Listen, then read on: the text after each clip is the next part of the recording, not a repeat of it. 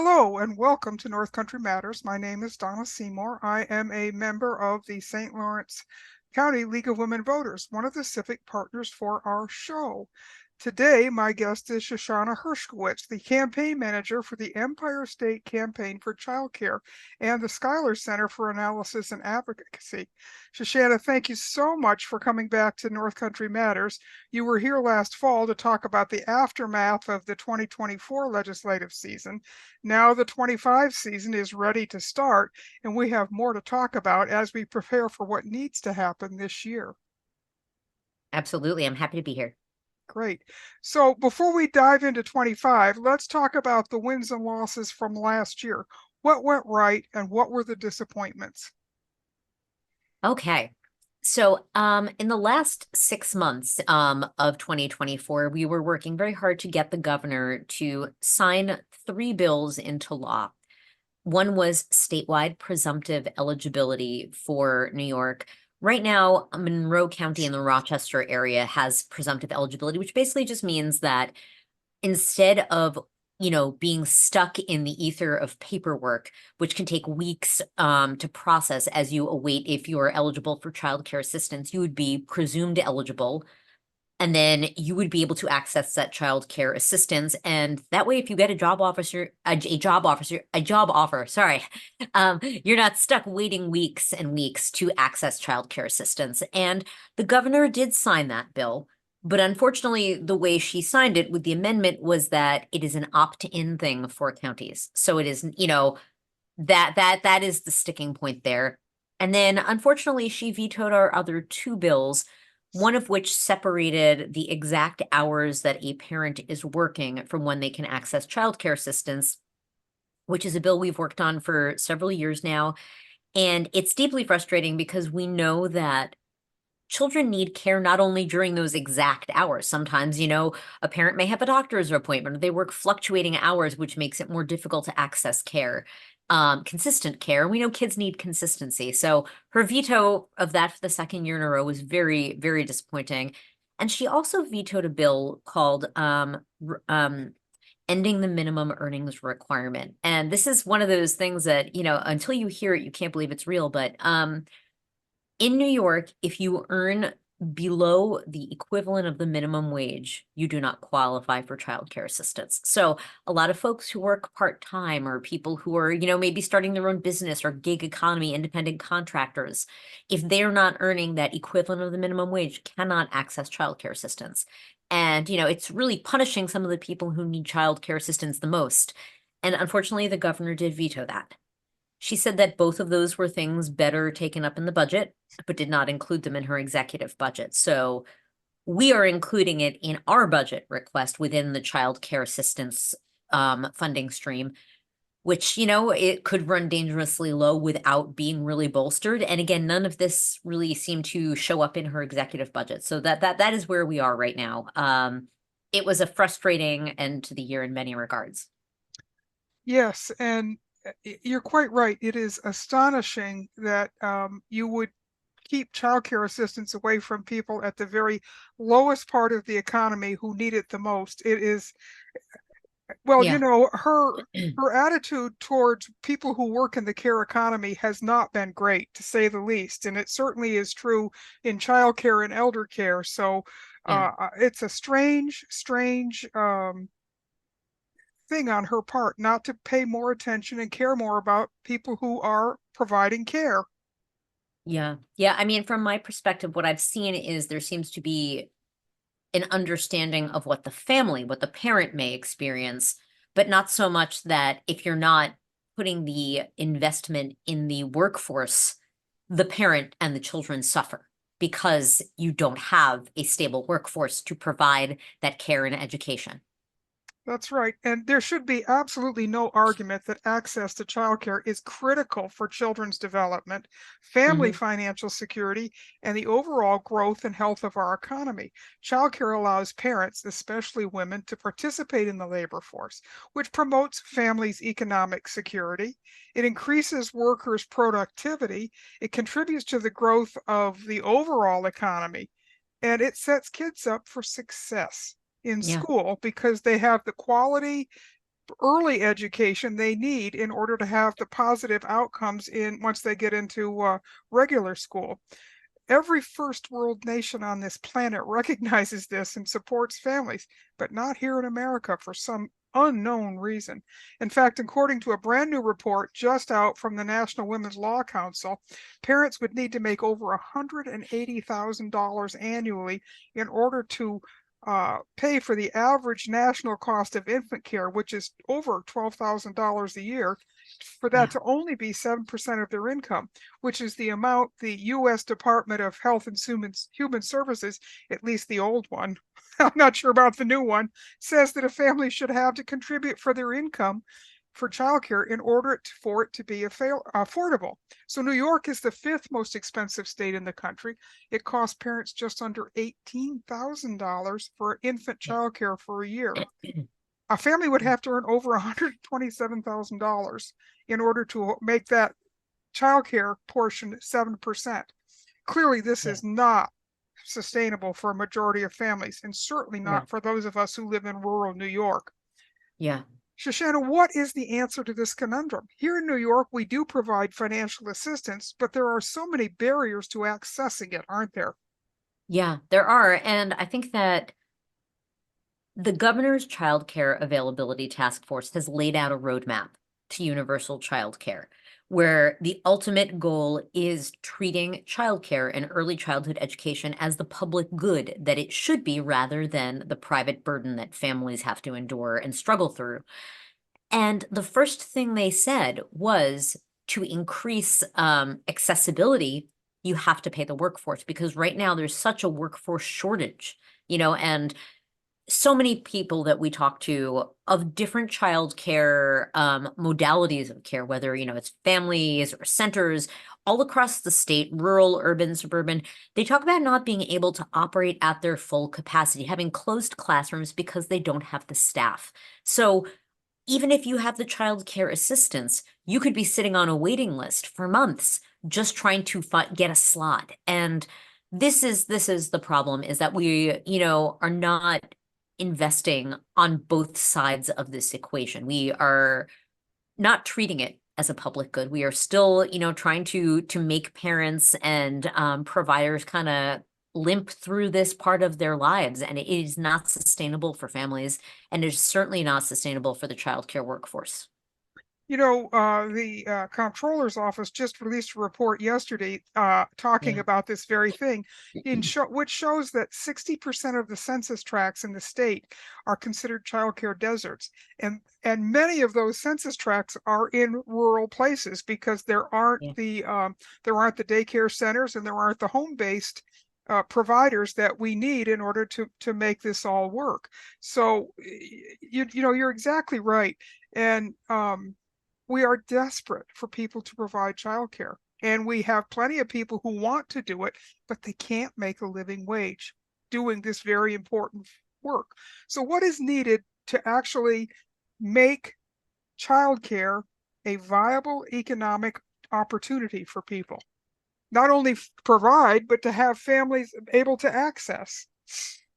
So I think that when you have more availability, then the margins are not as razor thin for providers, which then will make it more affordable for families. But ultimately, our state and our country needs to recognize this as a public good and put the money into the system. We look at our K through 12 system, and that, I think that this is the natural and logical predecessor to that. If we think that education begins at age 5 or even at age 4 with some places that have universal pre-K, we're missing the most important years of a child's life as far as brain development.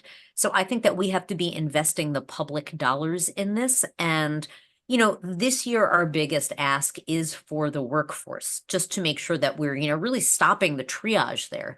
But ultimately, we are going to have to make a real financial investment, and a permanent and sustained one, both in New York and in this country, into the care economy and into the early childhood education of our youngest people, because we're not setting them up for success, and we are not compensating the people doing the work who are predominantly women and mostly women of color, who are doing this nurturing and educating. So what's the Empire State Campaign's asks this year in terms of this kind of a financial investment? So this year, our financial ask is $1.655 billion. $1.2 billion is dedicated to workforce compensation, state dollars, and we're asking for that to be permanent because that would be roughly $12,500 in an increase in pay for each child member of the child care workforce, which would lift them not even to particularly thriving wages, but perhaps out of poverty. Because I think the average income of a child care educator is $39,000 in this state, which is not a living wage anywhere. And additionally, we are asking for at least $400 million in the child care assistance program, which is running low on funds. And we're coming to a place where people may lose their subsidies if this is not addressed.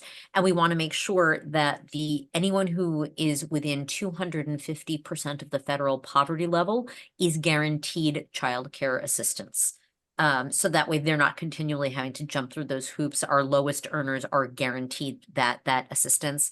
And we also have some additional funds. I believe it's about $5 million set aside for rates, like the reimbursement rates for anyone who is providing care for children with special needs, because we know that is an increasing population in our state, and that this is, again, another thing that child care providers are doing without proper funding and compensation. That's right. And you mentioned a minute ago about pre-K being a proven strategy for equity in education. The funding continues to be unequal, and that's persisted for a long time now. Now there are federal threats to Head Start and education at the federal level, which is really going to impact pre-K on the ground in New York State. So states are going to have to really step up, aren't they, in order to take care of our youngest children. How does the pre-K picture fit into the overall early education and childcare picture? So I think one of the struggles that I've heard from providers is often when they are providing that pre-K, if they're doing it for a school district, the reimbursement rates are terribly low. And that is another issue. So I think, it is connected to how we are funding. So often we look at, zero birth to 5 as a separate thing, but, there is that connection between the public school system and our pre-K system. And we have to make sure that when individual, family care or centers are providing that pre-K care for a school district, they're being compensated as well. But all of this comes down to we have to be willing to spend the money. And I think we also have to be willing to stop thinking in a scarcity mindset. We need our legislators, we need our governor to stop thinking in a scarcity mindset, because the truth is that New York is a wealthy state. And the money is there. It is a question of how we allocate it and what we prioritize. And are we prioritizing children and family? Are we prioritizing caregivers? Are we prioritizing education for the youngest New Yorkers? And the answer should be yes, and it can't just be lip service. There has to be funding behind it. Well, you're right, because if we shortchange this now, we are going to pay the price all the way down the road. There's no question about that, because we see that over and over again, that kids who don't get the proper start in school do not thrive. And when they don't thrive, society doesn't thrive. So Governor Hochul, I always say prevention costs less than correction. That's correct. So Governor Hochul offered some ideas in her executive budget. What were they, and do they address some of the fundamental problems in childcare? I don't think so. I know there's $110 million going into capital infrastructure for like building new centers or improving things. And certainly that is needed. But if you don't have a workforce, you can build all the beautiful buildings in the world, but if there's no one to work in them, you're just going to have a lot of empty classrooms. So I think that it's missing a key component. And I know she also put some money into a substitute pool. And again, certainly child care providers do need substitutes.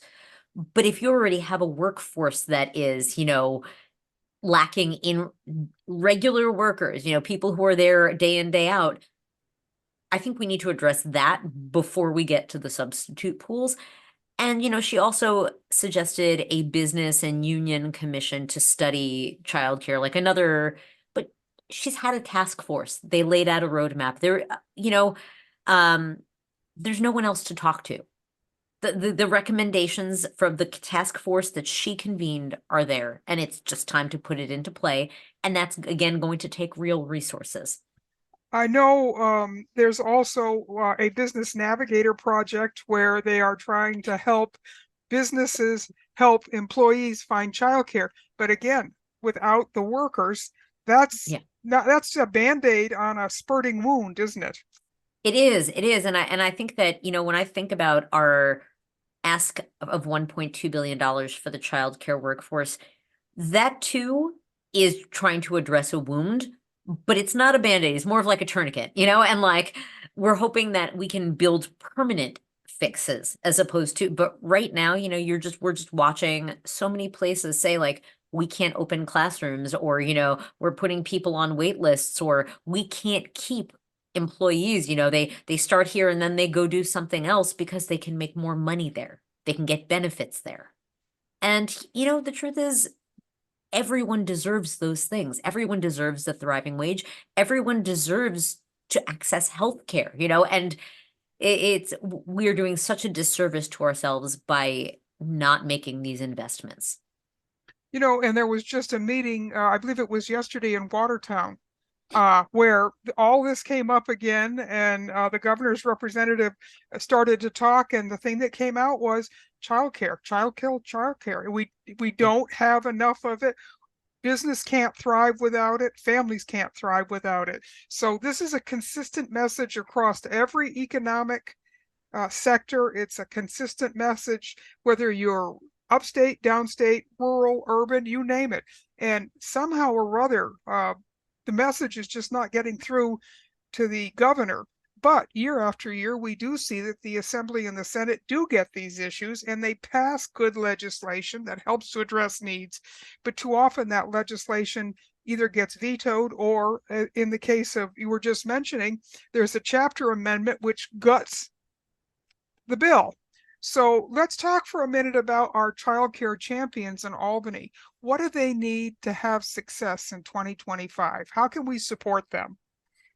I think that they need to be hearing from their constituents. And, I think that any local organizations, if they can provide data from the district, I know we have, our partners at the Children's Agenda have broken it down to county by county data, which I think is really helpful.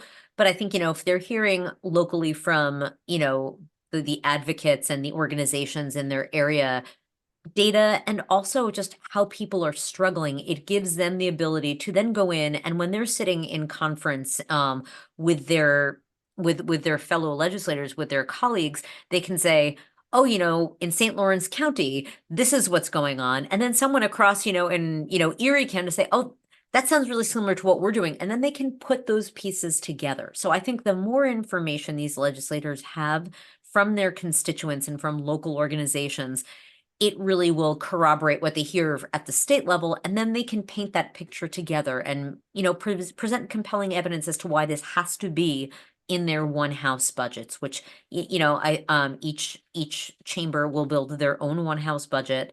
And then essentially what it comes down to is the governor's people and the leaders of the Senate and the Assembly are all sitting in a room compromising and ironing out a final budget. And we just want to make sure that, there's enough compelling evidence that they don't lose this piece in those negotiations. Right, that makes sense. So let's take a minute to talk about the Empire State Campaign for Childcare. How does it work, and how can people join this effort with you and with with the folks who are already working so hard in the field on this issue? So we've had a lot going on. We had our largest advocacy day in Albany last month on January 28th. We had over 300 people there, had over 100 meetings with legislators. It was really wonderful day. And we also just wrapped up a survey that we'll be sharing the results of on February 24th, where we heard from over 1,300 early childhood educators across the state, across all modalities of care, talking about how the staffing shortage is impacting their work. And we'll be sharing that and putting our recommendations out on February 24th. And, we will be putting information out on how people can contact their legislators and how they can stay engaged with us. But the easiest place to start is to go to our website, which is empirestatechildcare.org, and sign up, to get our updates and, just check out our website and see what we're working on and get involved with us, because the more people we have really coming into this picture from every corner of this state, the more we can convince the legislators and the governor and all the people who hold those, financial purse strings that this is an urgent matter and it can't wait another year. Thank you. That's good advice for all of us. And I do get those emails, and there is a ton of information in them and ways to take action. So that's very helpful. Shoshana, a couple of years ago, there was a rural childcare caucus that came together under your organization. What's the status of that? We need to reconvene. It's time. I know we had a few folks at the at our advocacy day who did meet with some of the North Country legislators, but I think it would be really great to get a group of both folks in the advocacy spaces, but also some parents and providers. I'd love to just sit down and hear what's going on the ground, because I also know that the folks in St. Lawrence County in particular, I know Canton, they had that event at Canton, and they do such great things for their providers. And I think that, the more I think everyone is hearing from one another, I think that there's a sense of solidarity and community. So I would love to have us all meet again and talk and see what we can do as a region. Well, and not only that, but of course, the vast majority of this state actually is pretty darn rural. So, Yes, it is. so really, there's a lot of parts of the state who could share this information and help to magnify those voices when they're talking to people in Albany, isn't there?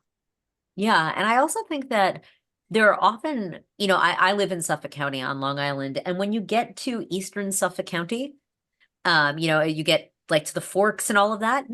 I know people often think of the Hamptons, but it actually is almost rural in some ways, particularly when it's not the summer season. You can have teeny tiny school districts with graduating classes of 20 kids. And, it is not all that different than a rural setting. And I remember last year in Montauk Hamlet, so all the way out at the end of the South Fork, there is a childcare center there that was in danger of closing. And it was served about 30 families in Montauk Hamlet. And had it not been saved by local folks, they would have had to travel at least 30 to 60 minutes to access childcare somewhere else. And that is not all that different than rural New York. It just happens to be on Long Island. But I think that we have a lot more in common across the state than we recognize. And the issues are playing out everywhere. You make an excellent point. So people coming together from wherever they are and working on this issue are going to be part of the solution. So let's talk about that for a second as we wrap up. How can we all be childcare advocates this year, especially during budget season when we really need to get our legislators to pay attention? I think giving them a call, and when they're home in their district offices, stopping in and saying, hey, and if you've got your kid with you because you can't find childcare, and I have been in legislators' offices with my children on school vacations and saying like, hey, childcare is an issue. And it's not even just when they're babies, it's when they're school age kids. You're not leaving your elementary school kids at home alone. So parents are struggling with this. And I think that calling their legislators, or even if you live near your legislators' offices, stopping in and saying, hey, this is a problem. How are you going to fix it when you get back to Albany?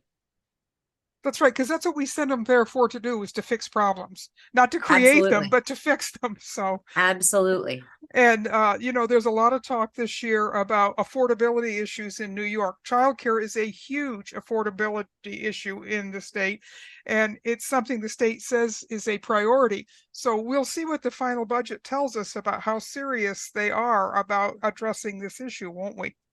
Yeah, and I think that housing, childcare, healthcare, higher education, these are the things that families are struggling with. You know, they list those as their top four struggles as far as cost. And again, all solving all of these, it really requires a robust public investment. And I think that we are going to need our legislators and our governor to do more than, send out a $300 check and, provide lip service. Like, and, we need real long-term solutions, not band-aids. Thank you. You're exactly right. And I so appreciate you coming in to talk about these issues early in the session so that, you know, we can help to empower folks and get better advocacy efforts out there, Yeah. because And oh, that's really what before it's we going to go, take.